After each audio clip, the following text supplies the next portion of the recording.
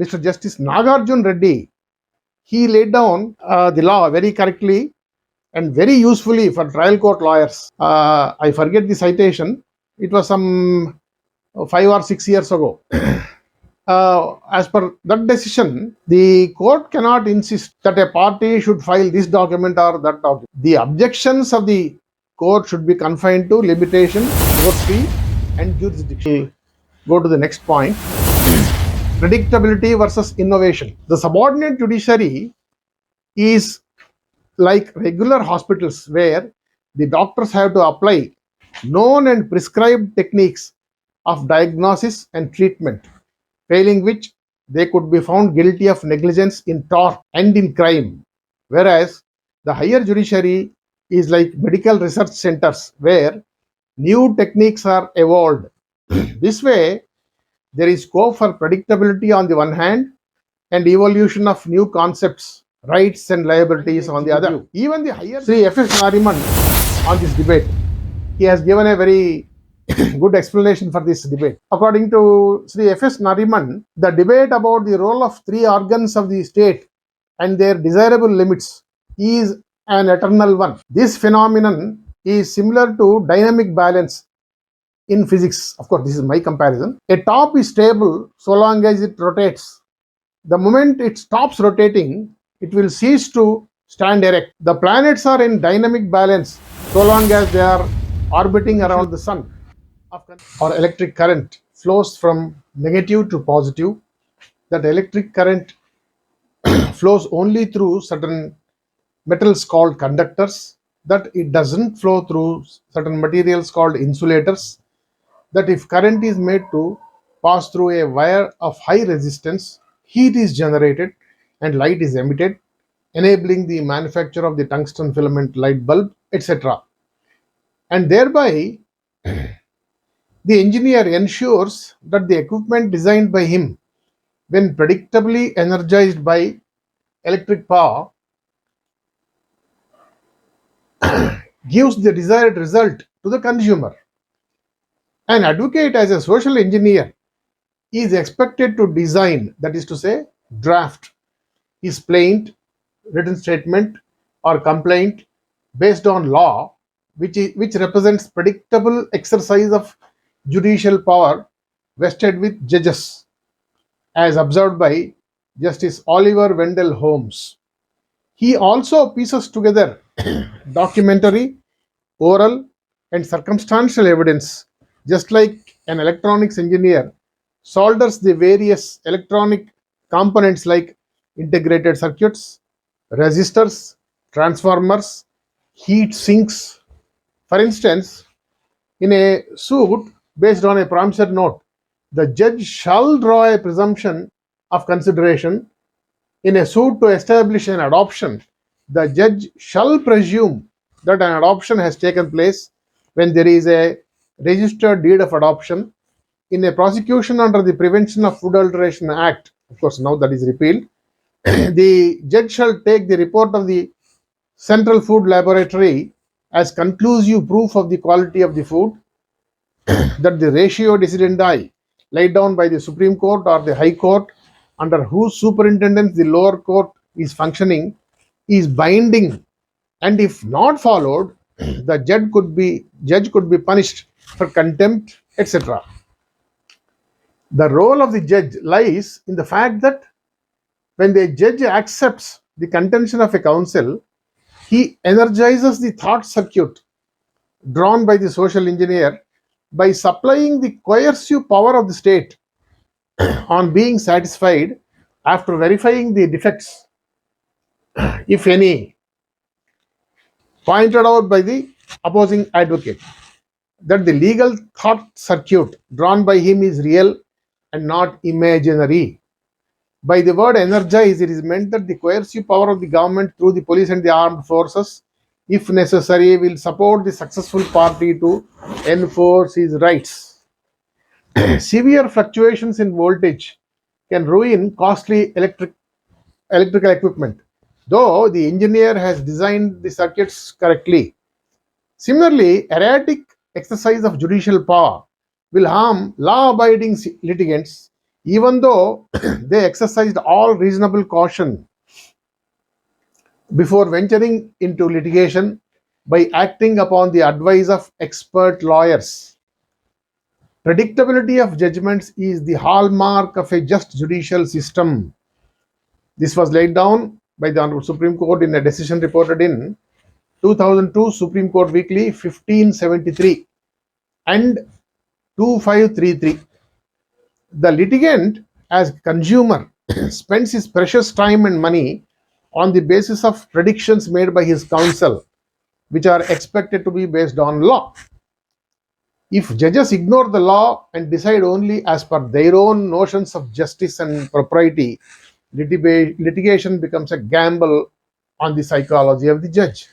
Our wrong notions that are prevailing both among the judges and lawyers are, after all, judge has given his opinion, just salute him, file an appeal. You have an appeal. Who will pay for the appeal and how much time it takes? Don't you? Why don't you see it from the view of the consumer? Why do advocates, with all their learning, and they are given the same dress code that the judges also have, the same black coat, the same bands, the same gown, and with all that, these people are behaving like just priests. What is this? How long this should continue? In the case of the engineer, Mother Nature takes care of enforcement of the law, and it is enforced impartially. For example, law of gravity. Whether one is a scientist or a Nobel laureate or a president of India or the chief justice or whoever it is, law of gravity applies to everybody. If a person slips on the staircase, he will fall down. There won't be any exemptions. But here in law, what happens? The laws are made by man, namely legislature. They are interpreted and applied by the judges. And if judges don't faithfully enforce the law and the binding precedents, lawyers just become priests, the clergy. Should this continue? It may suit the lawyers and the judges because lawyers have no responsibility of judging beforehand, before accepting the case. Whether that case will stand or not, they will get their money and then appeal, again money, again appeal, again appeal, money. What about the consumer? Why don't you think this way?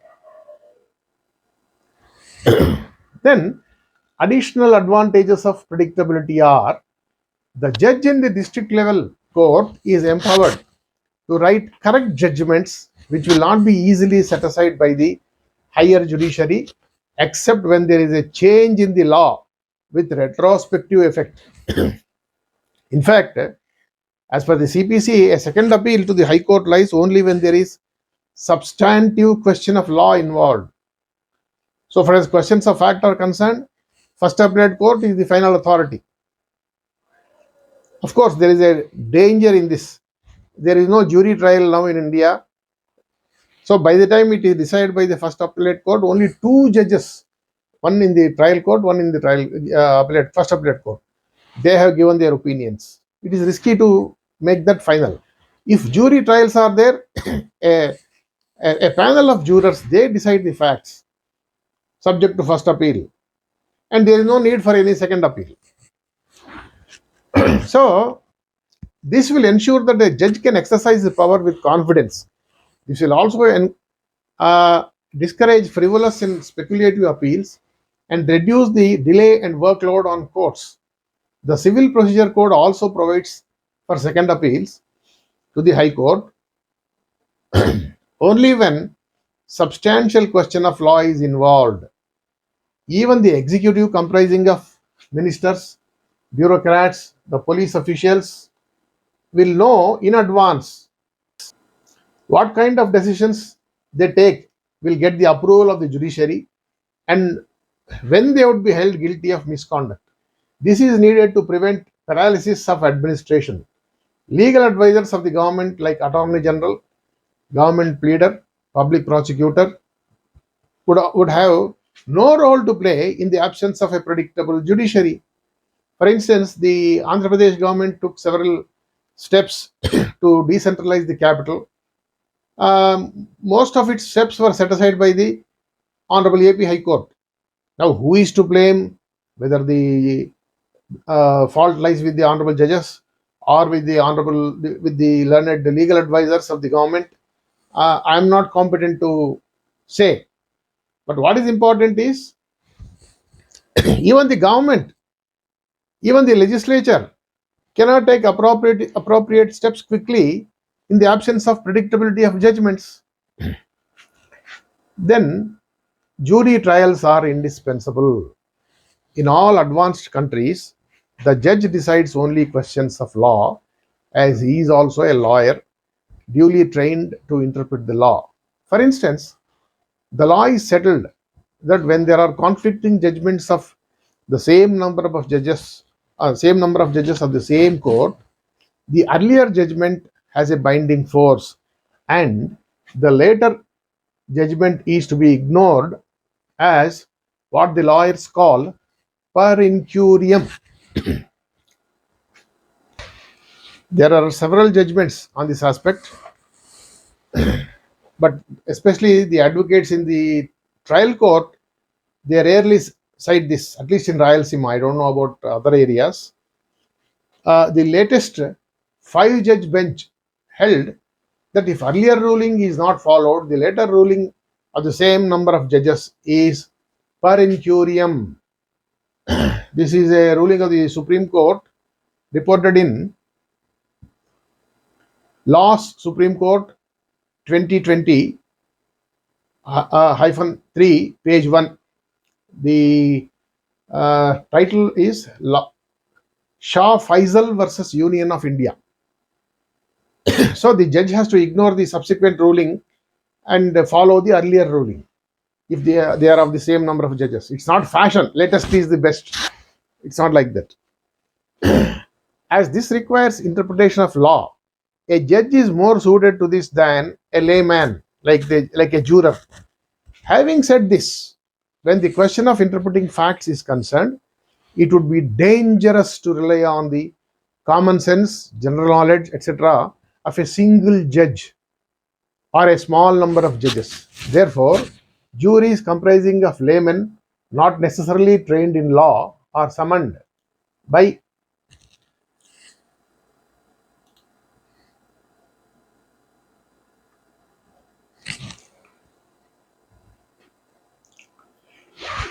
a judge separately for each case. Out of several such persons, the parties to the litigation will have a right to question them on their suitability to act as jurors. For instance, if the accused in a criminal case suspects that one of the jurors is a close friend of the complainant and his assessment is not likely to be impartial, he can request that such a person may be eliminated from the panel of jurors. Ultimately, it is the jury uh, that decides questions of fact, like whether the oral evidence given by the victim of the offense against the accused can be believed, whether prior enmity between the victim and the accused might have resulted in a false complaint,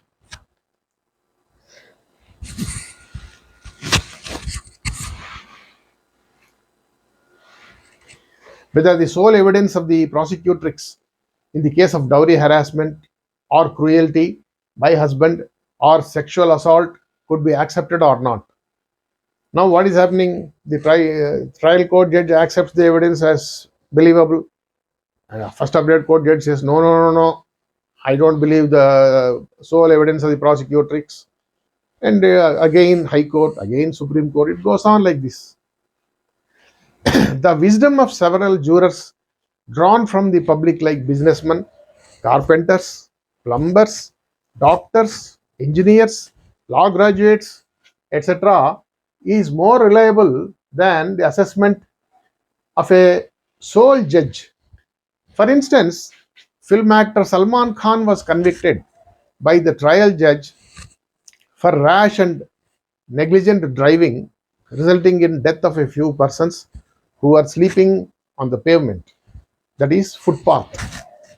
The celebrated actor was said to be in a drunken state, who is said to have driven the vehicle rashly and negligently during the late hours of the night, and the eyewitness to the offense was the very security guard of the actor, who was traveling in the same vehicle and who must have overcome tremendous pressure not to depose against the accused, who is a celebrity, and who ultimately overcame all that pressure and gave his deposition. That man suffered a lot and it seems he died subsequently. The judge of the trial court awarded some 4 years imprisonment to the actor by convicting him. This resulted in a panic in the film world, in which crores of rupees would have been locked up if the actor was imprisoned. When he filed an appeal before the Honorable High Court of Bombay, the appeal was decided in his favor and he was acquitted, and the evidence of the eyewitness was not believed. Now, without commenting on the merits of both the judgments, what is significant is that we are forced to rely upon the wisdom of just one individual to pronounce judgment on such questions of fact, common sense, worldly wisdom, blah blah blah. It becomes very difficult both to the prosecuting lawyer and the defense lawyer to guess how an individual judge, with all his idiosyncrasies, might judge those facts. Both of them become gamblers on the psychology of the judge, as already stated earlier. More alarmingly, the legal profession would become a collection of pussycats while dealing with judges, as every lawyer would be afraid of antagonizing a judge for fear of reprisals. Therefore, lawyers turn a blind eye to acts of omission and commission of judicial officers, not to mention the honorable judges of the High Court and the Supreme Court. For instance, not a single bar association in this country has thought it fit to question High Court judges as to why they are not bothering to decide appeals which are lying before them for decades, though the law mandates that they should be disposed of within 60 days from the date of presentation of the appeals. Shortage of judges. All right. But what prevents you from disposing of the appeals, at least in the chronological order? How much time will an appeal take? Half an hour, 1 hour maximum. So, but they are not touching them at all. And not a single advocate has the courage to question the High Court judges. Why should I question the High Court judge? Because even the Supreme Court can't dismiss him. So, and that man will naturally have a grudge against me. So, this is the fear of every lawyer. He may be earning crores of rupees as a successful lawyer, but from the point of view of the litigant is concerned, he is just a pussy cat. There are one or two exceptions, like Prashant Bhushan, about whom I already spoken. One or two, I can't just now recollect. There's often they come into trouble, but they don't mind. They are fighting for improving the system. And advocates, at least those who are settled in life, whose children are settled in life, at least those people should fight. They don't, because the habits die hard. No, for some 30 years, when they have been acting like pujaris, suddenly will they become unofficial judges? No. So so let us bring back the jury trials. I shall discuss this aspect more elaborately in another video with the title Types of Lawyers and Types of Judges, as the public have a right to know what goes on in the judiciary and how it actually functions.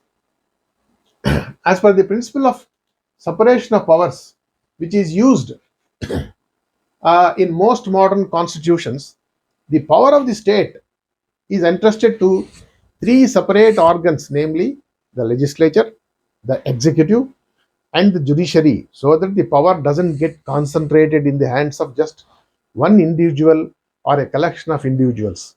Within the judiciary, which is the third wing of the state, power is further decentralized and bifurcated among judges and juries to decide legal aspects and factual aspects respectively. Though we blame the British government for being colonial in its attitude, it must be said to its credit that even it had introduced jury trials in India.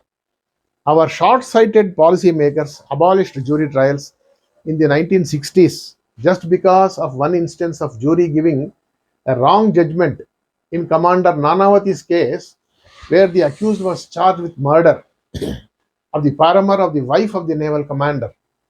A popular Hindi cinema with the title Rustum was also shot on this true case. Akshay Kumar, he has acted in that case as Commander Nanavati.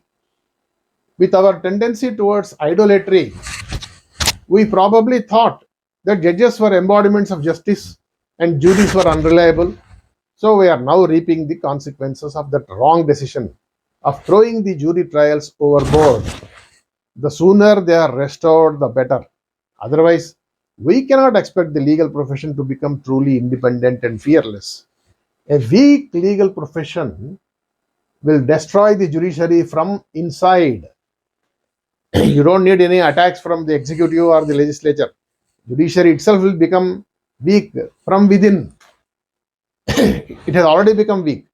It is constituted separately for now. One thing, it must be remembered that a jury is not a permanent body or a tenure-based body. It is constituted separately for each case. I advise the viewer to watch several videos on the YouTube by searching for jury trials in the US. You search it like this. No, no doubt juries are expensive, but enhancing predictability and preventing the present gamble on psychology of individual judges, this will pay us in the long run, and we save a lot of money and precious time, and we can deliver justice quickly and get rid of this bad name that uh, courts are always meant to delay matters. Both the prosecutor and the defense counsel can forecast whether the available evidence could convince a jury of several members. Generally, what do we think? No, when something happens, we chide our son or daughter. Why do you do like this? What will people think? That means people. When we say people, the general body of the public, what will they think? That's how we say. So that means we are capable of guessing what the public thinks. Similarly, here, whether this evidence will be believed by a collection of jurors or not, the prosecutor can judge or rather guess, and the defense counsel also can guess. Now it is not the case. What will one judge do? Oh, this man is convicting type, so prosecutor will report ready. Defense counsel will seek adjournment. This man is acquittal type. Prosecutor will report not ready, and the defense counsel will press the matter. This is gambling on the psychology of judges. What is this? Now the same thing will apply to civil disputes also. In criminal cases, as I told you earlier, plea bargaining will be the benefit, and in civil matters, they are settled. They can be settled by advocates themselves. Moreover, the chances of the appellate courts overturning jury verdict of the trial courts would be reduced greatly. The present gamble on the psychology of judges from the trial court right up to the Supreme Court will become a thing of the past. Lawyers act as coaches to the public in their legal play. About their acting as coaches, I have already spoken earlier in this series itself. And the judge is not deciding which of the two play. When I say which of the two players have played properly, what I mean to say is which of the two litigating public have played the game properly before knocking at the door of the court. It's not a play between the two lawyers only. At best, lawyers can act as coaches. This I have already spoken. Now I'm only giving the details.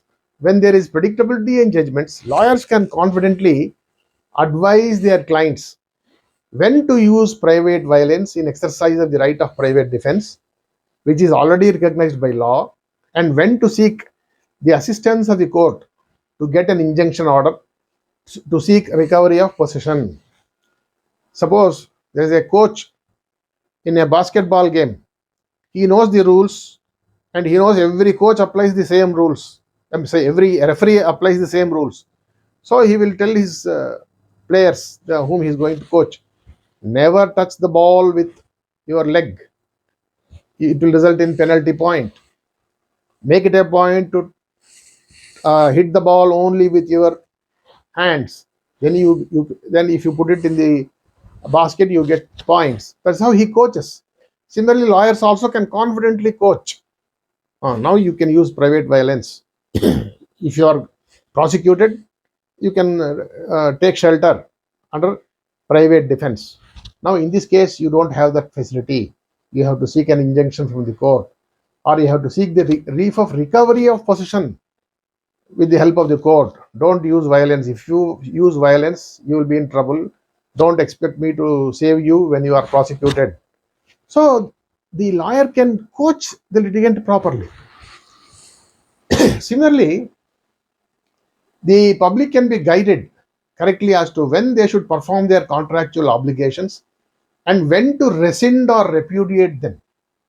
Lawyers can also guide as to the marketable title of the individuals to enable creditors like banks or private creditors to obtain legally enforceable mortgages, so that if there is a challenge by third parties to the title of the loanees, courts will ultimately uphold the title and the mortgages obtained by the creditors.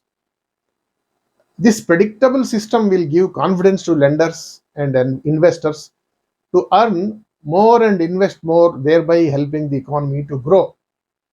It is said that Bill Clinton had advised the Russians when they sought his advice after the collapse of socialist economy that a predictable and consistent legal system to enforce contracts with certainty is essential for economic growth.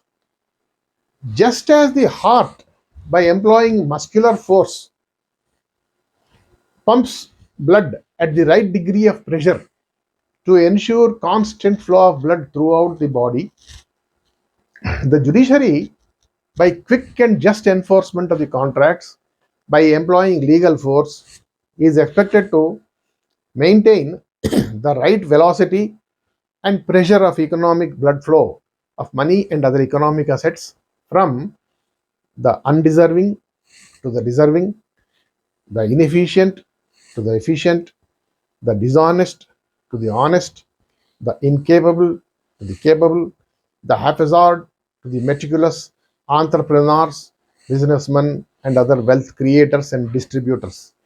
Just as inefficient heart results in the ailment called hypotension or low blood pressure, an inefficient judiciary contributes to low level of economic vibrancy and growth.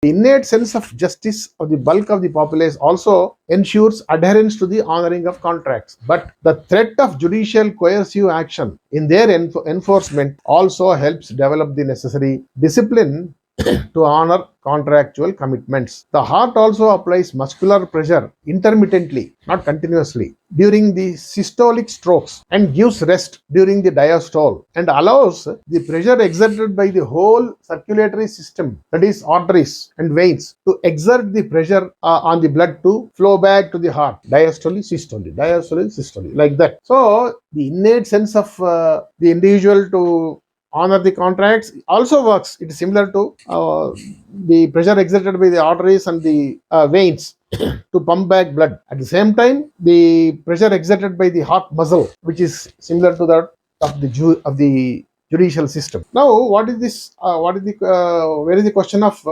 pumping blood, economic blood at the right pressure? You may ask. Can there be excessive pressure? Yes. Suppose a person borrows money, he doesn't have the money to repay, he doesn't have any assets, then the court says, as per law, he cannot be arrested because not paying a debt is a civil wrong, but it's not a criminal offense. This prosecution under 138 of the Negotiable Instruments Act has slightly changed this law. Actually, I don't think any other country has adopted this kind of law. Probably this was adopted to meet the demand of the trading community to provide a quick enforcement mechanism. Had the civil system been efficiently used, probably this law, unjust law, I call this law unjust law, which one, section 138 of the Negotiable Instruments Act. It is opposed to the International Covenant on Human Rights, the International Contract on Human Rights. What it says, one of the clauses, any country which punishes a person for breach of contract, he is violating human rights. In fact, this point was urged in the Supreme Court when this law was challenged. But the Honorable Supreme Court felt, well, it is not for us to enforce those international covenants. It is for the Parliament to respect them. Let the international community exercise pressure on the Parliament. We cannot do that. So they upheld that law. So what happens if excessive pressure is used? What happens if, just as when the due to high blood pressure, there will be a rupture of the blood vessels. There is a medical term for that. What is it? They call it hemorrhage. So hemorrhage is dangerous. So we should prevent hemorrhage, at the same time low blood pressure. We have to apply pressure at the right, at the right degree, which is suitable for a healthy body to live. Same thing applies to enforcement of contracts within the economy, and an efficient judiciary can do that. What happens if a person without assets, if he is put in jail, unable to bear the insult, he may commit suicide. His family may commit suicide. So this is something like a rupture of the blood vessel. So that is to be prevented. At the same time, those who can really afford to pay, if they don't pay, they should be put in jail. So only the judiciary can do all these things while enforcing this civil contract. But it should be done quickly and efficiently and predictably. In the absence of predictability, same thing. Gamble on the judge's psychology. Thank you.